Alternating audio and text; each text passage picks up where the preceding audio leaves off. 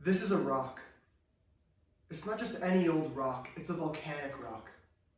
I found it in my mother's hometown in Italy about 5 years ago in the water when I was swimming.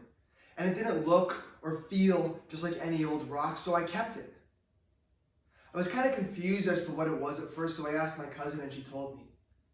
So then I started to ask myself, why did I grab it? Why did I stumble across it? And why didn't I want to put it back in the water? The truth is, I couldn't have told you at that moment. But now I think I finally know why.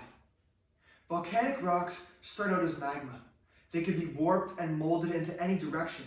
And it is a very intense and extreme process inside the volcano. But when its time finally comes to leave the place where it started, it comes out much stronger than it was before. And it may have destroyed a few things along the way, but it is ultimately more resilient at the end of its process, becoming an extremely sturdy rock.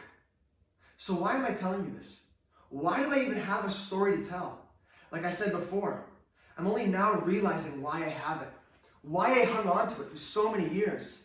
Now I've realized it has something to do with me falling extremely ill 2 years ago.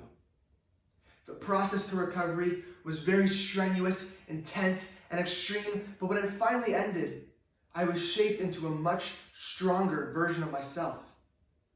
And as funny as it may sound or seem, this rock helped me. This rock is helping me get closure now. 2 years after I fell ill and 5 years after I crossed paths with it for the first time.